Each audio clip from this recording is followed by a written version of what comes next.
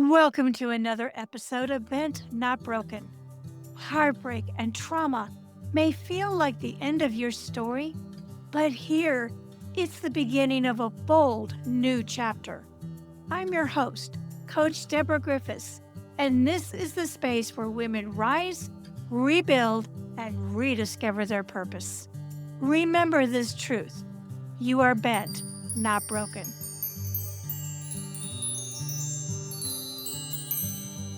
Before we begin, I want to offer a gentle trigger warning.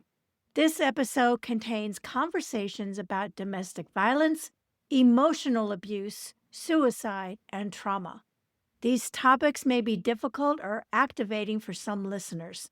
Please take care of yourself, pause, breathe, or step away if you need to.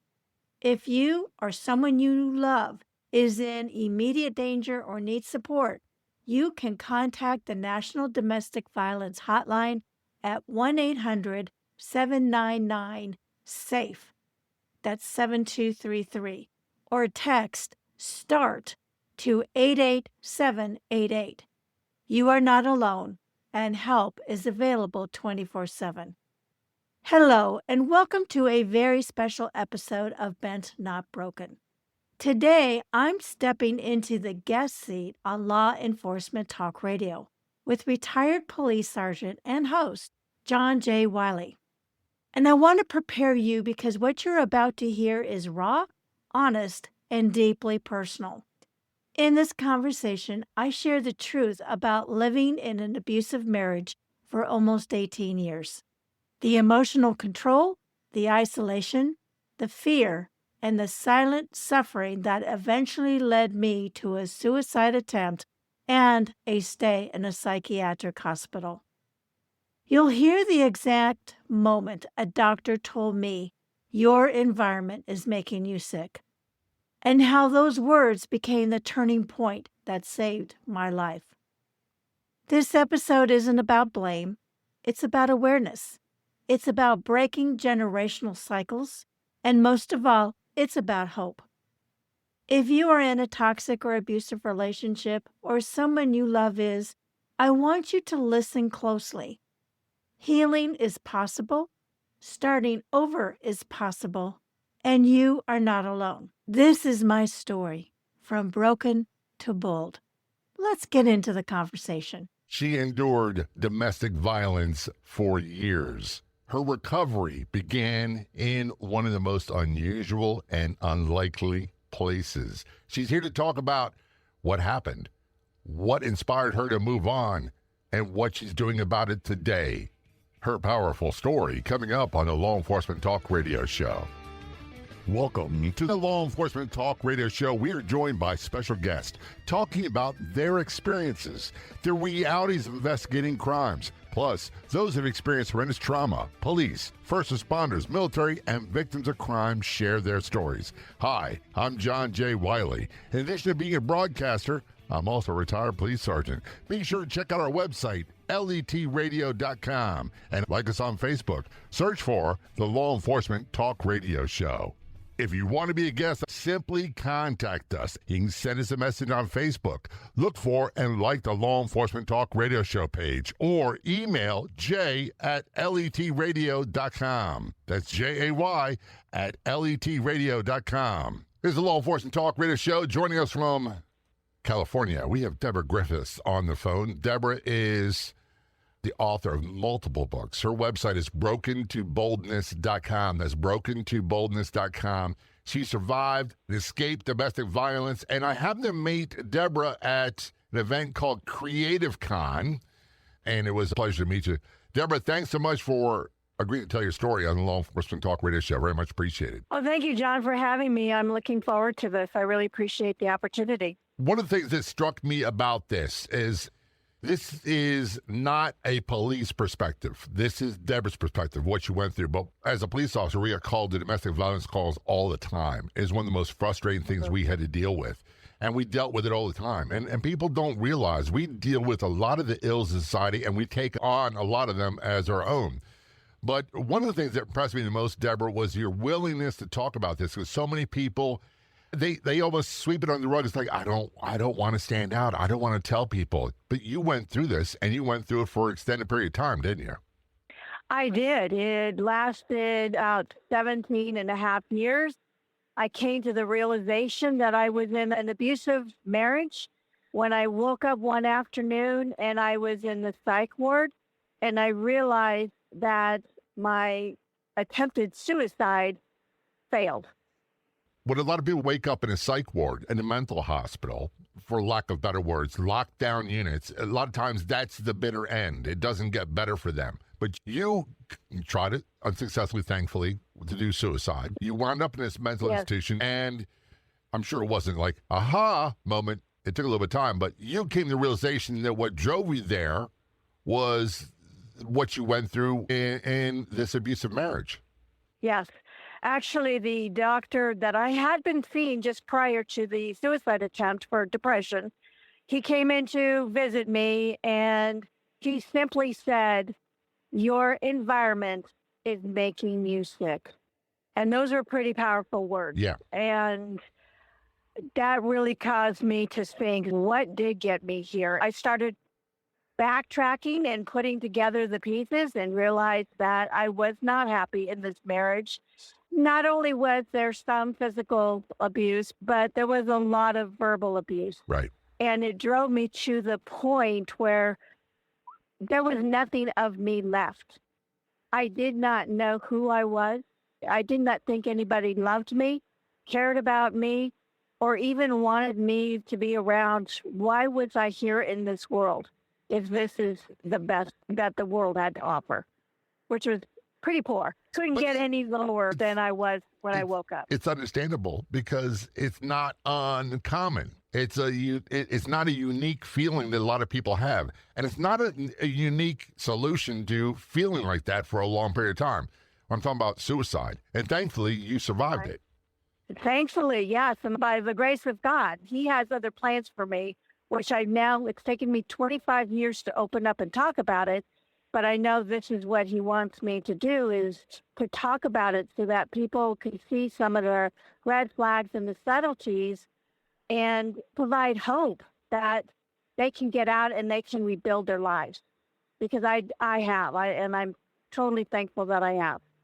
One of the things I'm glad you brought up was that there was some physical violence, and in your words, not an extensive amount, but more emotional abuse, more of the language.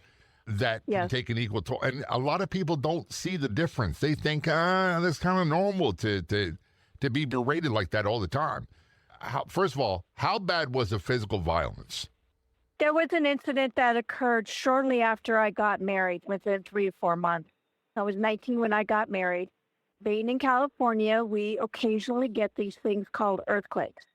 And there was a decent sized one, and I was by myself. My husband at the time was at work. I called my family because they lived in the area, as making sure they were okay. My husband comes home and motions like, who you talking to? So I tell him, and then he motions, get off the phone. And then he started in. He goes, why did you call them? And I said, well, we had an earthquake. I don't like them. I got scared and wanted to make sure my parents were all right. He goes, well, you never call them for anything. If you need anything, you need to get a hold of me. This was before cell phones. So the only way you could make a call was actually stop and go to the nearest payphone at the corner gas station or wherever.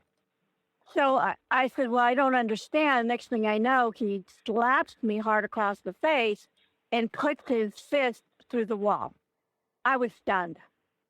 I was absolutely stunned. And I realized from then on, I did not want to see that behavior again. So I did whatever I could to not cause him to react like that.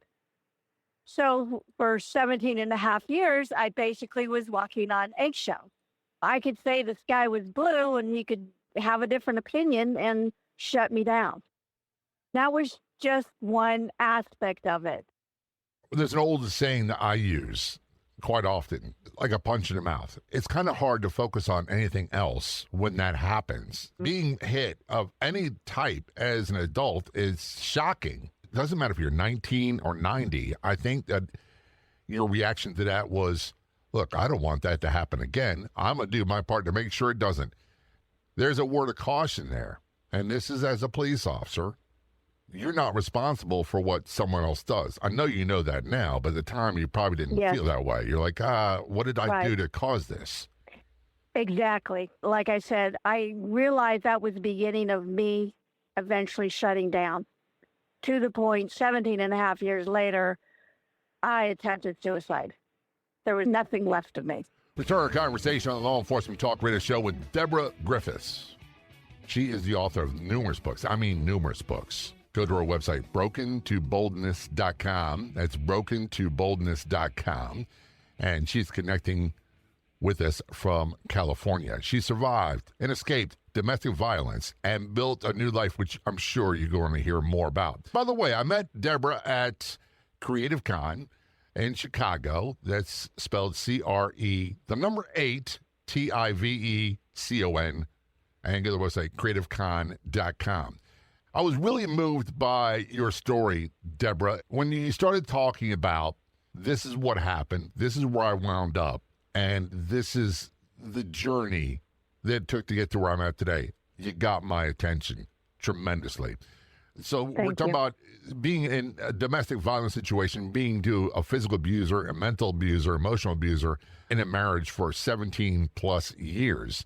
And just to rehash a little bit, you wound up in a mental hospital after a suicide attempt. You've been in therapy. You talked a little bit about the first incident of domestic violence, physical violence. Were there more?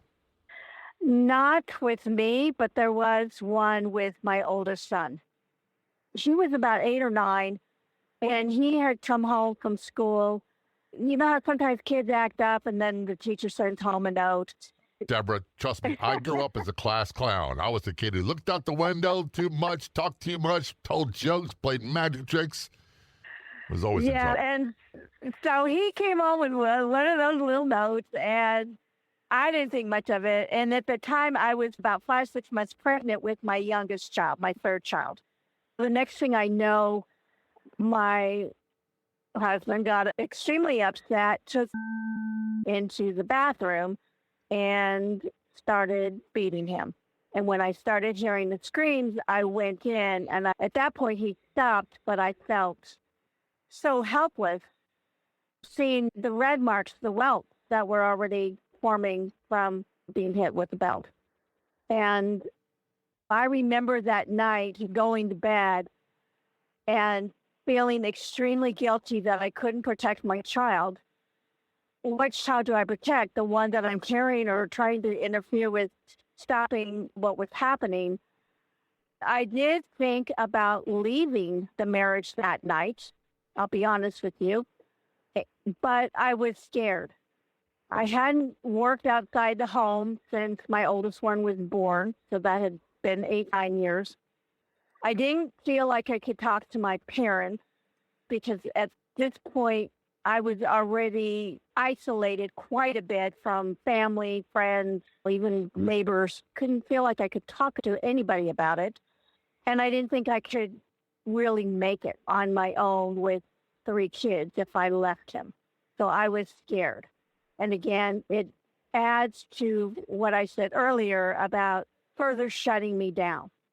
For years, I carried a guilt about what happened that night, until I went through the annulment process with the Catholic Church, realized that incident was, as the priest told me, a chain that was binding me that I needed to release. That night, after I wrote it and realized it, I cried so hard. I've never cried that hard before.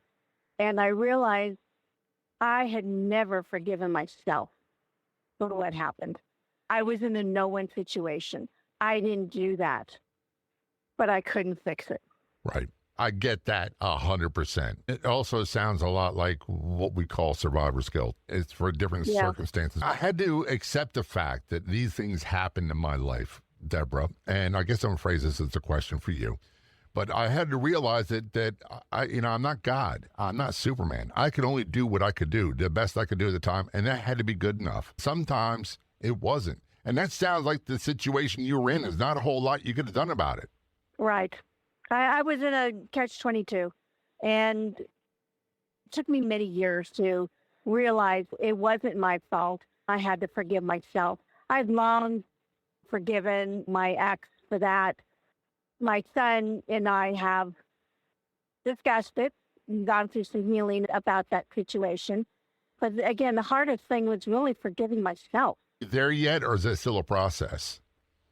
No, I did it. That night when I bawled, I cried harder than I think I've ever cried in my whole life.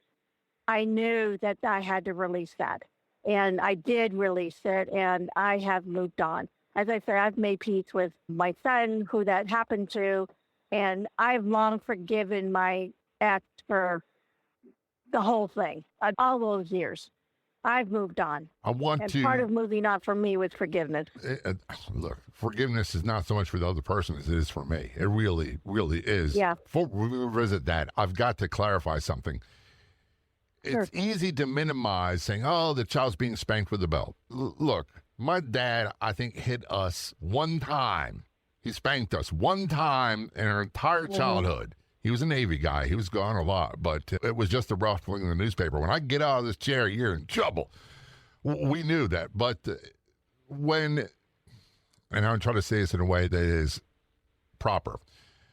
Many children are severely injured or killed by irate parents in what starts off as traditional, acceptable discipline. There come a point in your experience with this that it went from traditional discipline to out of control assault? Yes. I mean, because there were bruises and stuff that followed from what I saw in the red marks, to the point where I remember dressing my son for school in a way that could hide the bruises. Yeah, I get it. One of the things is there are scary things, and then there are things where I'm like petrified.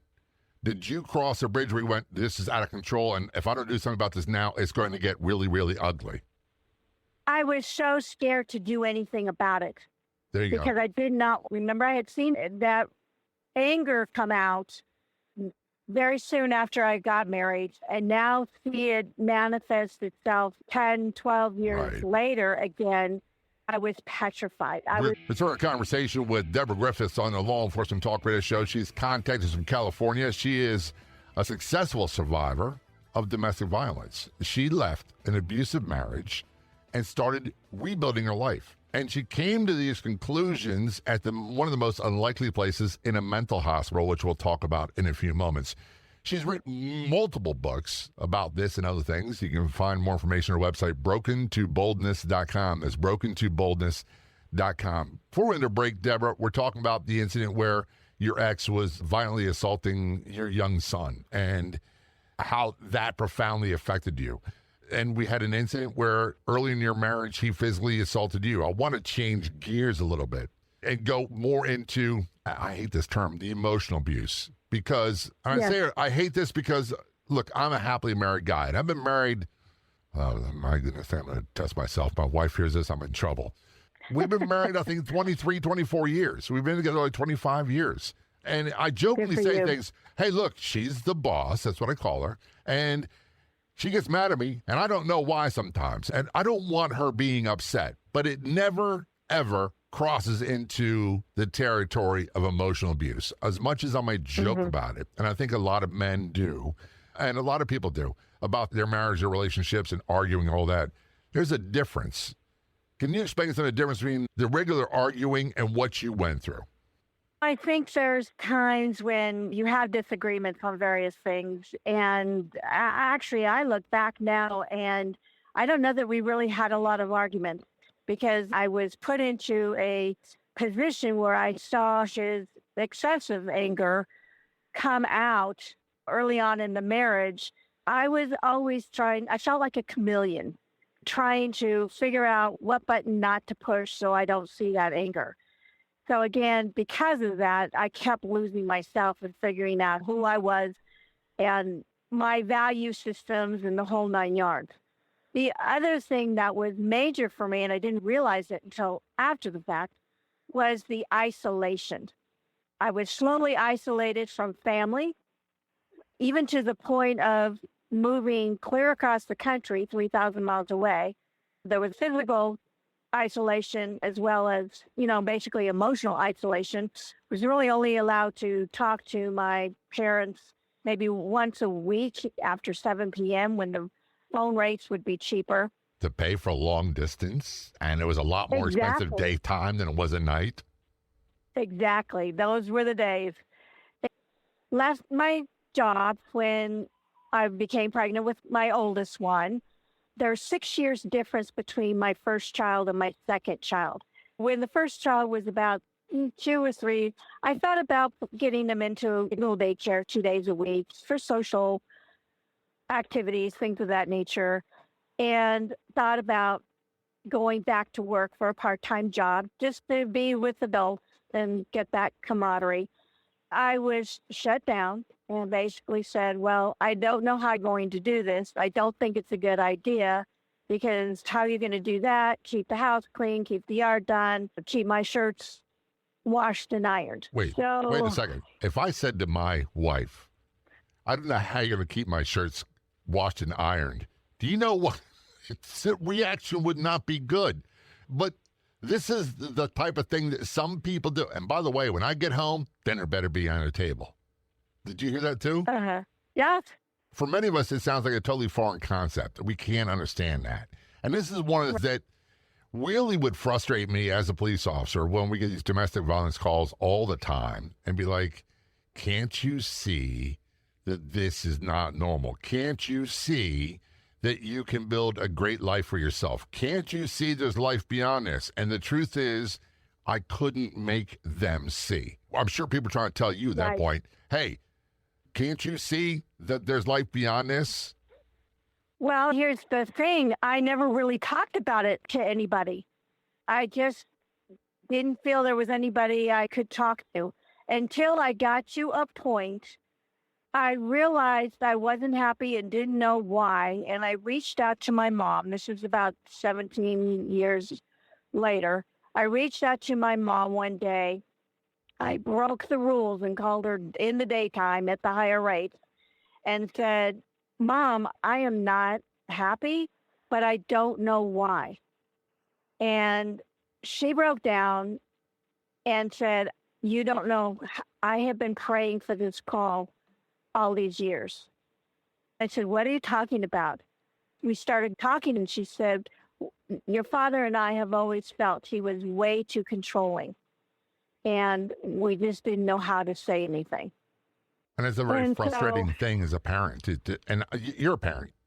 Yeah. They're still your children. Doesn't matter how old they are. Mine are in their 30s, Exactly. and they're both girls. And we talk about this sort of stuff all the time, about how you don't tolerate that, about how you build the life you want, and then you decide who you want to be part of your life instead of the other way around. But it's frustrating when you have suspicions as a parent, and your parents in particular, and there's nothing they can do about it. What could they possibly have done about it? No, and we had that talk, and they said we were afraid that if we said anything, it might make the situation either worse for you, or you might rebel and not really talk to us anymore. So they were at a quandary, and I get it. And I have to say that when my parents were notified that I had attempted suicide, my mom and sister flew right out. My dad couldn't come. He was already exhibiting a lot of health issues, so he was very limited on traveling, but his heart was there. Not long after the doctor came in and told me those words, did my mom and sister come in.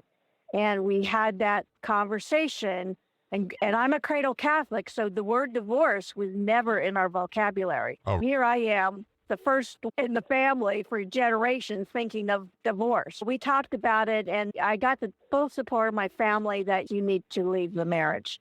We started putting that process in place. He wasn't happy about it, but at the end of the day, there was nothing more that could be done. And I began the process of leaving the marriage, rebuilding my life. One of the things you said, Deborah, that really hit me hard was we didn't divorce back then. Religion was part of it. Right. Part of my upbringing, Yes. it was religious reasons, but also a generational thing. It's just not something that people my age group did. And I'm sure Right. we're a similar age group. Nowadays, it's like Right. people are married for 3 weeks and they get divorced. They do it multiple times. Right. I'm like, dude, you ever think that maybe the problem you've been married 7 times isn't them? It might be you. Right. Right. different- I think it's different kind of animal switched. today. That pendulum is switched. I still value marriage. I still feel the same way. You make a commitment. Life is not perfect. Life is very messy. You really look for someone that really not only say they have the same values, but they demonstrate in their actions. They actually they have live the a same. better sermon with their life than their life. Back to the Law Enforcement Talk Radio Show. My name's John Jay Wiley, joined by Deborah Griffiths. Contact is from California. She's the author of multiple books. Go to her website, broken2boldness.com. That's broken2boldness.com. We're talking about the abuse of marriage she went through, the physical violence, the emotional violence, all that stuff, and then rebuilding a life. And she came to the conclusion that she needed to do something different in a mental hospital after an unsuccessful suicide attempt. And I'm so glad you're here telling your story. Deborah, after everything you talked about, and again, as a retired police sergeant, one of the most frustrating things is we couldn't make people see that they could have a good life afterwards. You talked at length about what your fears were, what your concerns were, why you didn't do this. But there came a point where you became unhappy. You started exhibiting signs of depression, symptoms of depression, and you started reaching out. Am I correct? Absolutely. Yeah, absolutely. And at the point where I was reaching out to a psychiatrist for help to figure out why am I not happy, I became further depressed. He prescribed antidepressants, and unfortunately, I was spiraling downhill faster than their antidepressants could kick in. I got to the point of attempting suicide. How long were So- you in help with psychiatrists before the suicide attempt? Oh, 3-4 months, Okay. something like that. Was it safe to say you were already in really dangerous territory before we even started? Yes, but I didn't realize it at the time. But yeah, looking back, yes, because I was already spiraling. I remember my first visit with the doctor, and I had written pages of things that had bothered me. At the end of the session, I said, I really don't know what's wrong with me. And his words were, there's nothing wrong with you. And then you had the Really? suicide attempt. That was before. Well, yeah, the visit, those words, there's nothing wrong with you, was a few months before the suicide attempt. So it was spiraling. I was really trying to think things through. And I would literally, like a roll-top desk with a pigeonhole, yeah. I had stuffed so many feelings into the pigeonholes, there was no more room to put anything. And so it had to come out somewhere. Hence the depression and the suicide attempt. The doctor told me at the time, and I didn't understand this until I wrote my first book, that depression is actually anger turned inwards. Right. I get that. And to many sense of the word or the phrase, I agree 100%. When you find yourself in a mental hospital after an unsuccessful suicide attempt, there's 3 places to go. There's 3 directions you can travel in. One is you can do things to get better, have a better life. You can get more of the same, or you can get busy dying. That was the choices you're confronted with. And Right. when did you come to the realization that there's things you had to do? You had to reach out on faith, for lack of better words, and build a new life. When did you come to that conclusion? In the hospital. My mom had come. We had some good conversations. And I said, at the end of the day, this is not what I want my kids to see. Aha. I don't Say that, want them to say that see, again, please, Deborah, so the people in the peanut gallery can hear that. I came to the realization that I did not want my kids to see me like this. They deserved better. They deserved a mother that was happy and healthy. I wanted the cycle of abuse to stop with me. I did not want my kids to learn these traits, to either be victims themselves or to victimize others. There you go. So as a parent, I made don't that want that. decision. I never wanted that for my Exactly. children, on either to be the abuser or the abused. I never wanted that, and I still don't want it. I feel the same way about my kids to this day. You had to make the conscious decision, okay, it's time to make a change. That's kind of a daunting task. You're married, you're going to get divorced, you got 3 kids, you haven't worked in years. What do I do? Where do I start? That's exactly how I felt. So I'm in the hospital making a list of things I need to do. Number 1, I needed to find a place to live. I needed to get a job. I was able to do that fairly quickly. Moved some things into the apartment. I left the house that the kids and I had been in. He stayed with the house with my oldest son, who was 14 at the time and had the choice to decide which parent to live with. He chose his father. And I wasn't surprised by that because he was the favorite child. So I took the other 2, got them into different schools, and slowly rebuilt my life. It came to a point where I was able to finally move back to California, where I had family support. That was a few years later. I entered a career that has lasted 20 plus years, and I've done very well. I put myself back through college, going to school at night to get my college degree. I moved up the proverbial corporate ladder and was successful, career-wise. The younger 2 children did exhibit some behaviors from negative behaviors, I will say, from the divorce. So we did a lot of family counseling. It was very important for me to get them on the right path. I started going back to church. It was another area where I got isolated. All that stuff Found my is faith. so promising and enlightening for a lot of people. People who are going through this need to understand, and I'm not diminishing your accomplishments, Deborah. If she can do this, you can do this. I want to repeat that. Everybody can do this. It's not going to be comfortable. It's not going to be easy. I got to ask, how are the kids doing today? How are your children? My children are really doing pretty well. My youngest is married. She's been married for about 2 years, and she's expecting her first child. So I'll have my first grandchild at the end of June. And my sons, they live in different parts of the country, doing their thing. They're happy. Good. Please tell them I want them to understand their mission is to have a happy, productive, purposeful life, just like you have done. Absolutely. Now, thank you. You're doing really good, Deborah. You've got a new life. You've worked your way up the corporate ladder, so to speak. You've gone back to school. Then you made the decision to write books, become an author. What possessed you to do? That's a great question. Isn't it? And that was never on my bucket list to do. I met a gentleman friend, and he had told me about a book that he had written. He started telling a little bit of his story, and there were some very similar aspects to his story and mine. And, so it started my wheels turning, and I'm thinking, well, if he has a story, maybe I have a story. I got in touch with his publisher, Motivation Champs. They said, send me some samples. There are a couple chapters. So I did. The publisher came back and said, you have to tell your story. I said, really? He goes, you have to tell your story. Right. Keep writing.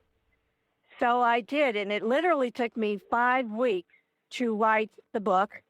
It's fictionalized based on true events, but it's really meant to show the subtleties and the red flags, because so often it's easy to say, oh, well, maybe they're having a bad day. And it's easy to write it off, especially if you're a somewhat positive person. It's really easy to minimize and justify and rationalize unacceptable behavior when you are the victim of it and you're a perpetrator as well. Your website, when people get more information about you and contact you and get more information about your books, is brokentoboldness.com. That's brokentoboldness.com. Deborah, thanks so much for being a guest on the Law Enforcement Talk Radio Show. Very much appreciated. Thank you so much. It's been my pleasure. Thank you for listening to today's episode of Bent, Not Broken. I hope that this episode reminded you that even through life's toughest moments, you are bent, not broken. If this message inspired you, please share, rate, review, and subscribe, as it helps us reach more women who are ready to rise and rebuild. And until next time, keep living bold and walking in your purpose.